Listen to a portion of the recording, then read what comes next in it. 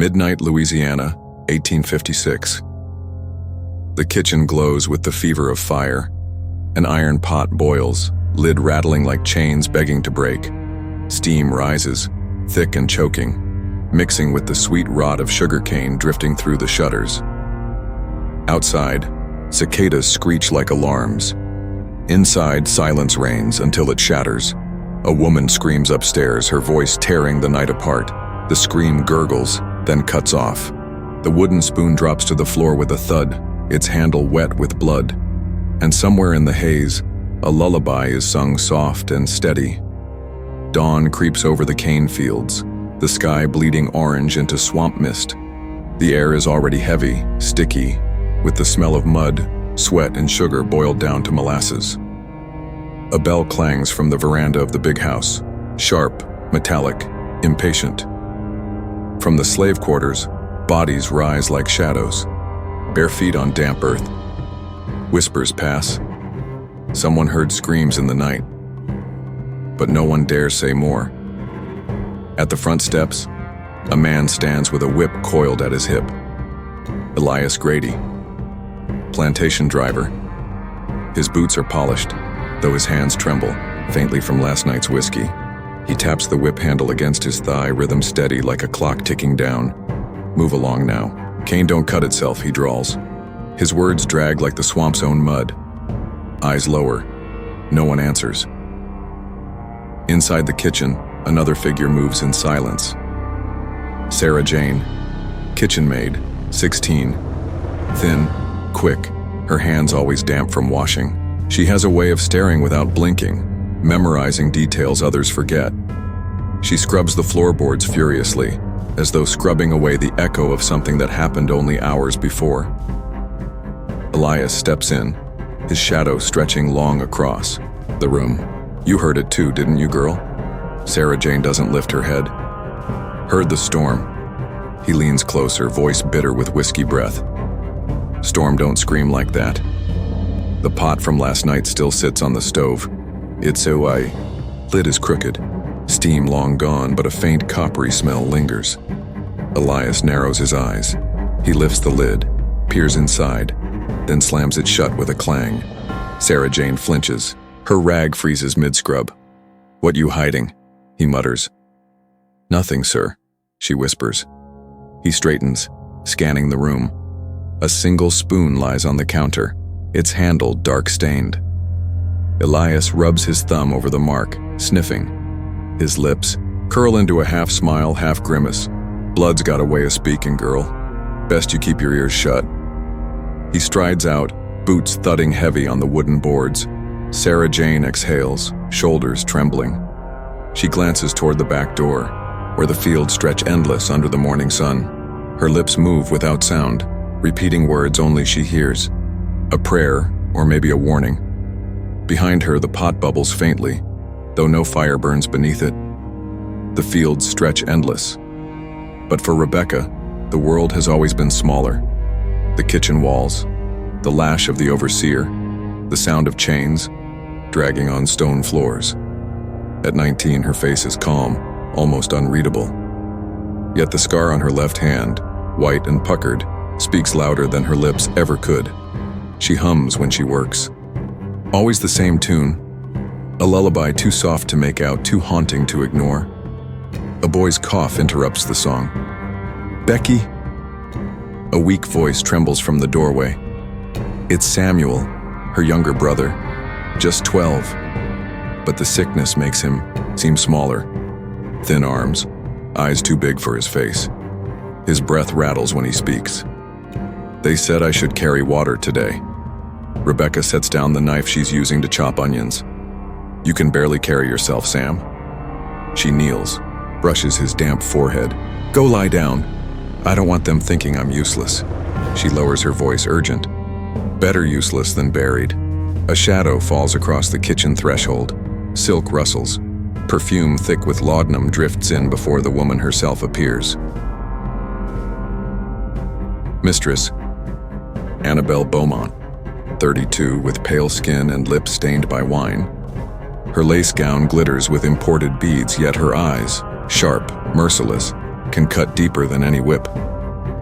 She twirls a silver ring around her finger, watching the siblings. What's this? My kitchen turned into a sick ward? Rebecca bows her head quickly. Begging pardon, ma'am. Samuel ain't well. Annabelle steps closer, heels clicking on wood. She tilts Samuel's chin with two jeweled fingers. A shame, she says coolly. His kind die young. Rebecca swallows. He can still fetch water if it pleases you. Annabelle's smile curls cruel. And if he dies fetching it, then what use are you? Samuel shivers, trying to step back. Rebecca pushes him gently behind her. The mistress notices Rebecca's scar as it flashes in the morning light. She seizes the girl's hand. Ugly thing, isn't it? Rebecca bites her lip but says nothing. Annabelle presses the scar against the hot kettle on the stove, hissing flesh against iron. Rebecca gasps but doesn't scream. Samuel shouts, "Stop, leave her!" Annabelle finally releases her, laughing lightly. You make such faces, Rebecca, so dramatic. She turns, skirts swirling, and drifts out of the kitchen as though nothing had happened. Samuel stares, trembling. Why didn't you hit her? Rebecca holds her hand, fighting tears. Because she'd have hit you harder. The boy coughs, collapsing into her arms. She rocks him gently, humming that same lullaby, the melody carrying sorrow deeper than words. Later that night, Rebecca and Samuel sit in the quarters, a candle flickering low. Other slaves murmur, trading scraps of food, whispering rumors of men sold south, of uprisings crushed. But Rebecca's attention is on her brother. Promise me, Samuel whispers, voice cracked. Promise you'll never leave me. Rebecca presses her scarred hand against his. I promise, as long as I've breath. The boy closes his eyes, drifting into uneasy sleep. Rebecca hums the lullaby again, her voice low, tender yet heavy with something buried. In the main house, Mistress Annabelle lounges with her husband. Charles Beaumont, 40, sits across from her at the card table. The smell of brandy clings to him. He shuffles cards with clumsy fingers. You drink too much, Annabelle mutters. And you talk too much, Charles snaps back, pouring another glass. This plantation's bleeding coin, Annabelle. You dress like a Paris doll while I drown in debt. She smirks, lifting her glass of laudanum-laced wine. Better to drown in silk than wallow in rags. Charles slams the cards down, staring at her with bloodshot eyes. That girl in the kitchen, the one with the scar, she looks at you like she could slit your throat. Annabelle laughs, cruel and careless. She wouldn't dare. She knows her place. But in the darkness of the quarters, Rebecca's lullaby drifts through the night. Its notes coil through the cane fields, carrying a promise the mistress cannot yet hear. The blacksmith's shed glowed red even at night, sparks leaping into the air like fireflies. The clang of hammer on iron echoed across the quarters. Isaac. Tall, broad, with soot smudged across his skin and arms like tree trunks. His hands smelled of iron and smoke, but his eyes softened whenever they found Rebecca. She slipped in through the doorway, silent as the night itself. You shouldn't be here, he muttered without looking up, hammering a glowing chain link. You say that every time, Rebecca answered, faint smile on her lips, and yet you keep coming back. He set the hammer aside, dipping the iron into water. Steam hissed, rising between them. Rebecca held out her scarred hand. You promised me something. Isaac pulled from his pocket a small charm, a broken link reshaped into a circle, polished smooth. Iron remembers what it was, but you bend it right, it becomes something stronger. She took it, closing her fist tight. Stronger? She whispered. A cough from outside interrupted them. Rebecca stiffened, clutching the charm. Isaac grabbed a rag, pretending to clean tools as a figure stepped in. Elias Grady. His eyes glistened mean under the lantern light. He twirled a coin between his fingers, clicking it against his palm. Well, well. What do we have here? Rebecca lowered her head quickly.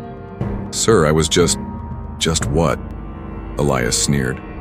He sniffed the air, grinning. Smells like iron. Smells like secrets. Isaac's jaw tightened. She was fetching tools, that's all. Elias leaned close to Rebecca, breath thick, with whiskey. You're prettier when you lie, but lies got a way of costing extra. He flicked the coin onto the table and strolled out, humming a cruel tune. Annabelle steps closer, heels clicking on wood. She tilts Samuel's chin with 2 jeweled fingers. A shame, she says coolly. His kind die young. Rebecca swallows. He can still fetch water, if it pleases you. Annabelle's smile curls cruel. And if he dies fetching it, then what use are you? Samuel shivers, trying to step back. Rebecca pushes him gently behind her. The mistress notices Rebecca's scar as it flashes in the morning light. She seizes the girl's hand. Ugly thing, isn't it? Rebecca bites her lip, but says nothing. Annabelle presses the scar against the hot kettle on the stove, hissing flesh against iron. Rebecca gasps but doesn't scream. Samuel shouts, Stop, leave her! Annabelle finally releases her, laughing lightly. You make such faces, Rebecca, so dramatic. She turns, skirts swirling, and drifts out of the kitchen as though nothing had happened. Samuel stares, trembling. Why didn't you hit her? Rebecca holds her hand, fighting tears. Because she'd have hit you harder. The boy coughs, collapsing into her arms. She rocks him gently, humming that same lullaby, the melody carrying sorrow deeper than. Words later that night, Rebecca and Samuel sit in the quarters, a candle flickering low. Other slaves murmur, trading scraps of food, whispering rumors of men sold south, of uprisings crushed. But Rebecca's attention is on her brother. Promise me, Samuel whispers, voice cracked. Promise you'll never leave me. Rebecca presses her scarred hand against his. I promise as long as I've breath. The boy closes his eyes, drifting into uneasy sleep. Rebecca hums the lullaby again, her voice low, tender, yet heavy with something buried. In the main house, Mistress Annabelle lounges with her husband. Charles Beaumont, 40, sits across from her at the card table. The smell of brandy clings to him. He shuffles cards with clumsy fingers. You drink too much, Annabelle mutters. And you talk too much, Charles snaps back, pouring another glass. This plantation's bleeding coin, Annabelle. You dress like a Paris doll while I drown in debt, she smirks, lifting her glass of laudanum-laced wine. Better to drown in silk than wallow in rags. Charles slams the cards down, staring at her with bloodshot eyes. That girl in the kitchen, the one with the scar, she looks at you like she could slit your throat. Annabelle laughs, cruel and careless. She wouldn't dare. She knows her place. But in the darkness of the quarters, Rebecca's lullaby drifts through the night. Its notes coil through the cane fields, carrying a promise the mistress cannot yet hear. The blacksmith's shed glowed red even at night, sparks leaping into the air like fireflies. The clang of hammer on iron echoed across the quarters. Isaac, tall, broad, with soot smudged across his skin and arms like tree trunks. His hands smelled of iron and smoke, but his eyes softened whenever they found Rebecca. She slipped in through the doorway, silent as the night itself. You shouldn't be here, he muttered without looking up, hammering a glowing chain link. You say that every time, Rebecca answered, faint smile on her lips. And yet you keep coming back. He set the hammer aside, dipping the iron into water. Steam hissed, rising between them. Rebecca held out her scarred hand. You promised me something. Isaac pulled from his pocket a small charm, a broken link reshaped into a circle, polished smooth. Iron remembers what it was, but you bend it right, it becomes something stronger. She took it, closing her fist tight. Stronger, she whispered. A cough from outside interrupted them. Rebecca stiffened, clutching the charm. Isaac grabbed a rag, pretending to clean tools as a figure stepped in. Elias Grady. His eyes glistened mean under the lantern light. He twirled a coin between his fingers, clicking it against his palm. Well, what do we have here? Rebecca lowered her head quickly. Sir, I was just what? Elias sneered. He sniffed the air, grinning. Smells like iron. Smells like secrets. Isaac's jaw tightened. She was fetching tools, that's all. Elias leaned close to Rebecca, breath thick with whiskey. You're prettier when you lie, but lies got a way of costing extra. He flicked the coin onto the table and strolled out, humming a cruel tune. At the burial, only a shallow grave was given at the edge of the swamp where the ground sank wet beneath their feet. No coffin, no prayer, just earth thrown over a child's small body. Rebecca stood alone while others filed back. She whispered, into the wind, "If fire is all they give fire is what I'll return." Behind her, Elias Grady watched, chewing a straw, smirking faintly. He spat into the mud. That girl's eyes look like iron, he muttered to a field hand. The man crossed himself. Iron don't bend easy. Back in the big house, Charles slumped in his chair, brandy bottle half empty. Cards scattered the table. You're too cruel, he muttered at Annabelle. She poured laudanum into her wine, swirling it. Cruelty keeps them quiet. He laughed bitterly. Or it makes them burn your house down. She ignored him, lifting her glass. In the kitchen below, Rebecca stirred the pot, her scar catching the firelight. The lullaby on her lips was no longer tender, it was a vow. The moon hung low over the plantation, swollen and yellow, casting long shadows over the cane. In the quarters, whispers passed between tired lips. The girl with the scar was changing. Some said her eyes no longer wept, only burned. Rebecca worked late in the kitchen, alone but never idle. She saved scraps of herbs, tucked away bones, and when Annabelle ordered her to fetch pig's blood for sausage, Rebecca siphoned some into a small glass vial. She hid it beneath the floorboard where no one but she and the rats would ever look. One evening, she sought out the oldest woman in the quarters, Nanny Cora. Bent-backed, skin like cracked bark, eyes still sharp as flint. Her hands smelled of herbs and old tobacco. Cora eyed the girl silently as Rebecca knelt before her. I need knowledge, Rebecca whispered. Cora puffed on her clay pipe, smoke curling around her face. Knowledge cuts both ways. Like a knife, it feeds or it bleeds. Rebecca's voice trembled. She killed my brother. I'll not let it stand. The old woman stared long, then reached into her bundle. She pulled out a pouch of dried leaves and roots, pressing it into Rebecca's hand. Mix this with laudanum, stir it slow. The body will burn from the inside before fire ever touches it. Rebecca closed her fist around it. Thank you. Cora leaned closer, whispering in her ear. Spill the pig's blood before the deed. Blood before blood makes the spirits hear you. Days later, in the parlor of the big house, Mary Ellen, Annabelle's young cousin, leaned against the piano. 25, restless, with eyes that darted like a fox. She twirled her lace handkerchief as she gossiped. Cousin, the town says the sugar price is falling again, and that doctor, Dr. Whitmore, he says fevers are spreading. Annabelle waved her off, sipping her laudanum-laced wine.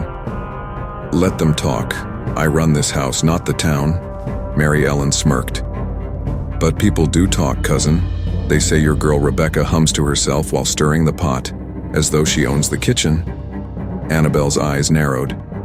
She will learn she owns nothing. From the corner, Dr. Whitmore himself cleared his throat. Tall, gray-haired, hands always smelling of camphor. Mistress Beaumont, he said stiffly. I've told you before. Laudanum dulls the nerves, weakens the mind. Too much, and Annabelle cut him off with a wave. I didn't summon you for sermons. Go tend to the coughing brats in the quarters. The doctor stiffened, jaw tightening.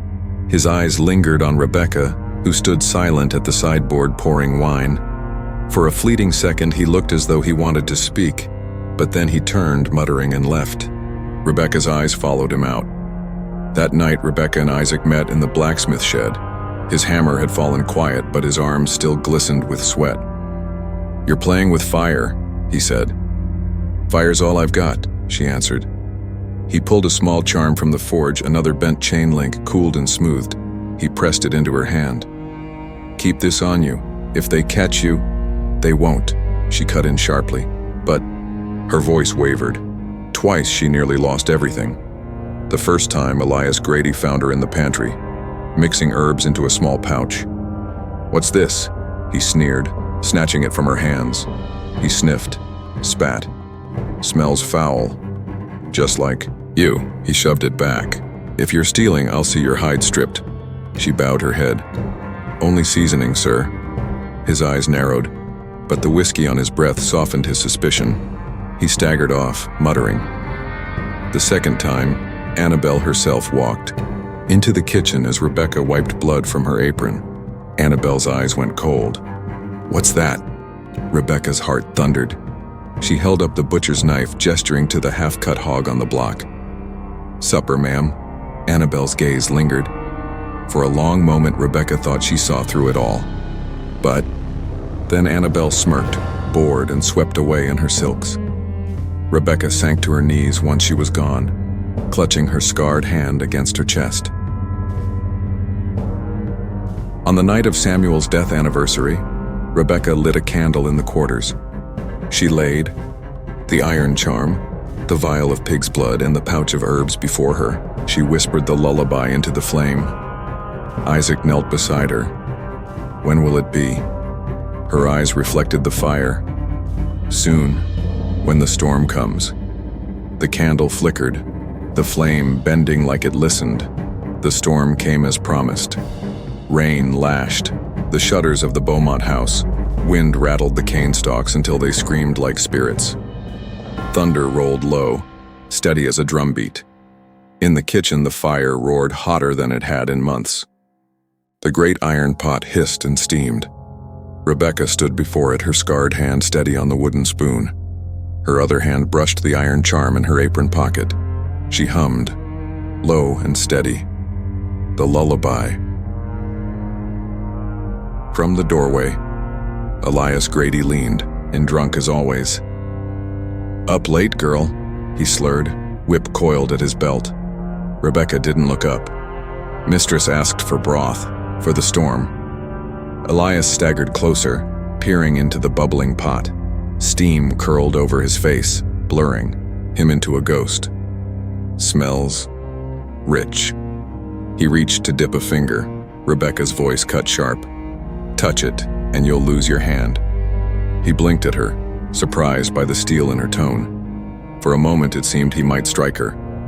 But instead he laughed, a harsh bark. "You got fire in you. Best pray it don't burn you first." He stumbled out, singing off-key. Rebecca's shoulders eased. She sprinkled the herbs Cora had given her, watching them dissolve. Then she poured in the vial of pig's blood. The broth turned dark, almost black. Upstairs, Mistress Annabelle reclined in her chair, sipping laudanum wine. The storm rattled the windows. Mary Ellen paced nervously. "Cousin, perhaps we should pray. Storms this strong feel like omens." Annabelle sneered. "Prayers are for children. I have wine." She rang her silver bell. Moments later, Rebecca appeared at the doorway, tray in hand. "Your supper, ma'am." The mistress eyed the steaming bowl. "Hot broth. Even a scarred girl can learn her place." Rebecca lowered the tray, eyes down. But her hand brushed the iron charm once more, hidden in her apron. Annabelle sipped the broth slowly, savoring the warmth. The storm outside howled, rattling the glass. Mary Ellen watched nervously. "Cousin, do you hear that? Someone singing?" Annabelle paused. A faint melody drifted from the kitchen below, the lullaby. Rebecca's voice, low and steady, rising with the storm. Annabelle frowned. "Tell her to stop. It spoils the taste." But Mary Ellen hesitated, unsettled. Annabelle lifted another spoonful, swallowing.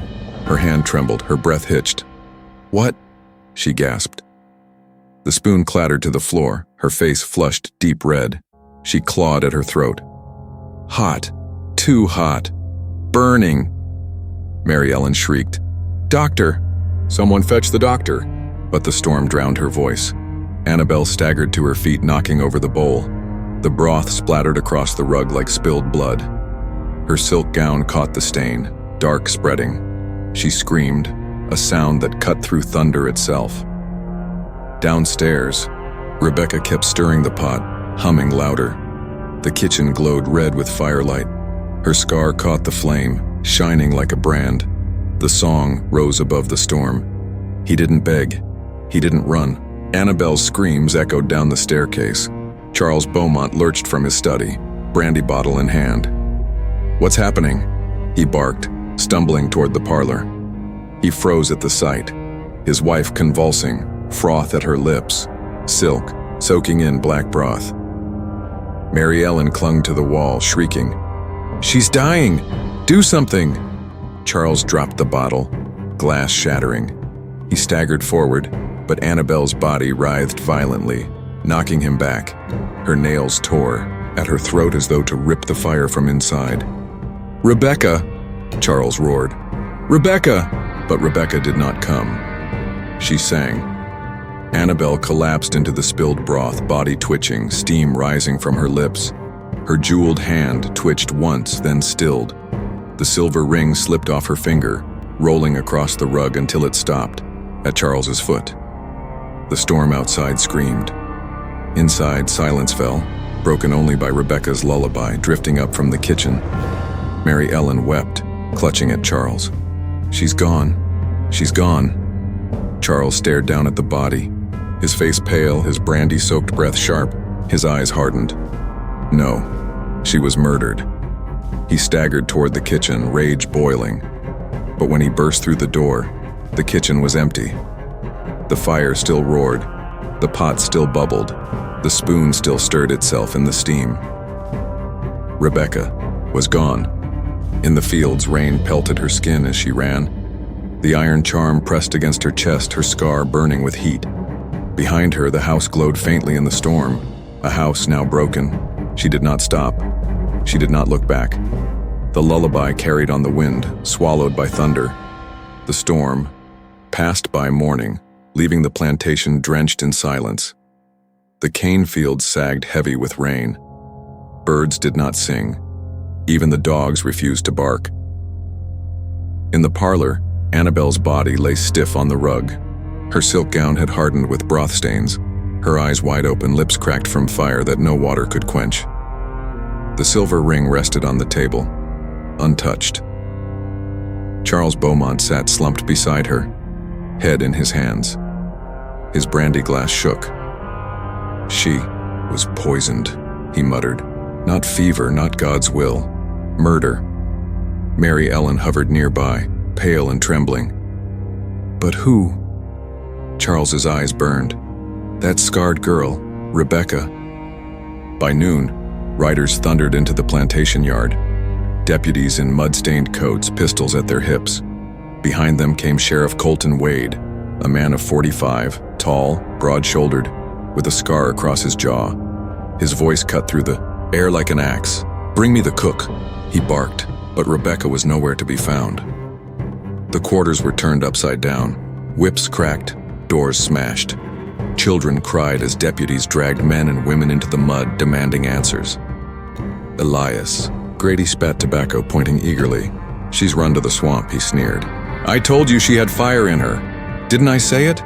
Nanny Cora shook her head slowly, smoke curling from her pipe. "Fire leaves ashes.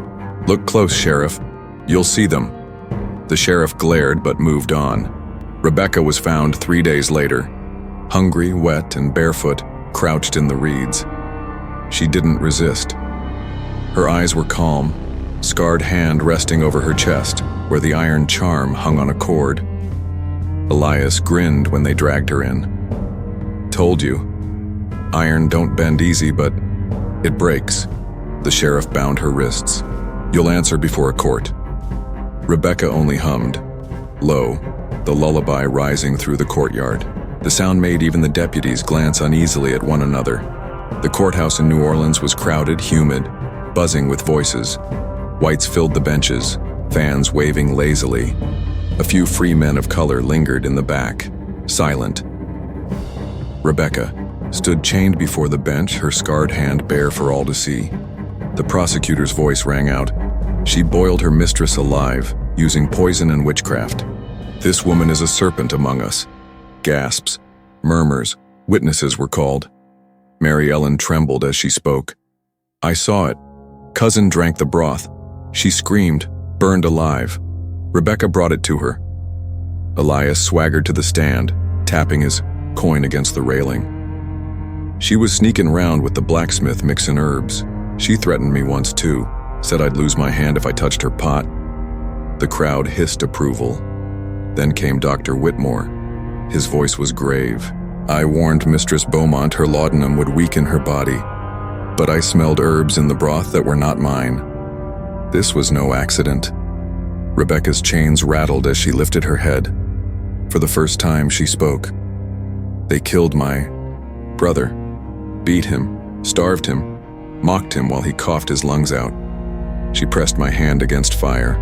She laughed when I bled. Tell me, Judge, what would you have me do? The room fell to silence. Even the fans stopped waving. Charles. Beaumont slammed his fist on the table. She murdered my wife in cold blood. Rebecca's gaze cut to him, steady as iron. Your wife murdered my brother in cold blood. The jury was out less than an hour. The verdict, guilty. The sentence, hanging. The night before her execution, Rebecca sat in her cell, chains heavy, at her ankles. The iron charm still hung at her neck. They hadn't bothered to take it. Isaac slipped in, bribing the guard with his last coin. His hands shook as he gripped the bars. Rebecca, I can break these chains. We can run tonight. She shook her head softly. Run where? They'll hunt us to the ends. Then let me take your place. Say it was me, Isaac. Her voice was steady. If I run, they'll make examples of the others. If I die, maybe the song lives on. He pressed his forehead against the bars, tears streaking his soot-stained cheeks. I can't lose. You. She reached through, touching his face with her scarred hand. Then remember me. Remember my brother. Remember the fire. At dawn, the square filled. Bells tolled. Rebecca was led out, chains rattling, the crowd jeering. Children threw stones. White men spat curses. On the platform, the sheriff asked her last words. Rebecca looked out over the faces, masters, overseers, slaves forced to watch. Her voice carried clear. She burned me once with iron. She starved my brother till he coughed blood. They said we were nothing, but tonight they'll sing of me. And she began to hum the lullaby, low, steady, unbroken. The rope tightened. The trapdoor fell. Her body swung, but the song seemed to linger, echoing against the courthouse walls, carried by the wind into the cane fields. Even when her voice was gone, the people swore they still heard it. The rope snapped her neck, but it did not silence her. That night, as her body swung in the square, the rain returned. Heavy, hot, drumming the roofs until the gutters overflowed. Some swore they heard her humming beneath the thunder, the same lullaby she sang in the kitchen. Mothers hushed their children. Don't listen. Don't sing it back. But children did. They always did. Weeks later, the Beaumont plantation stood half empty. Annabelle's parlor remained stained. The rug still marked with black broth, no scrubbing. Could remove. Charles sat alone in the study, staring at the silver ring that rolled from one hand to the other. Servants whispered that at night he woke screaming, claiming he smelled broth boiling, even when no fire burned. He drank himself, hollow, coughing blood into his cups until he too was carried out. Mary Ellen fled to New Orleans, but gossip followed. At dances, men whispered of her cousin's death, how the cook had sung her to the grave. Cursed blood, they said. Anyone who touched that house carries the mark. Suitors withdrew. She died unmarried, alone, her name only spoken in shame. In the quarters, Nanny Cora became a keeper of stories. She told the children. They chained her hands, but they could not chain her fire. She burned her mistress from the inside, same as the mistress burned her. Fire for fire, blood for blood. The children listened wide-eyed, the lullaby on their lips, soft as breath. By the time the war broke, Rebecca's story had already grown larger than her body. In one version, She poured the mistress whole into the boiling pot, bones and jewels, and all. In another, she slipped poison into every glass, killing the whole family in a single feast. Some said her scar was the devil's brand. Others swore it was God's mark of vengeance.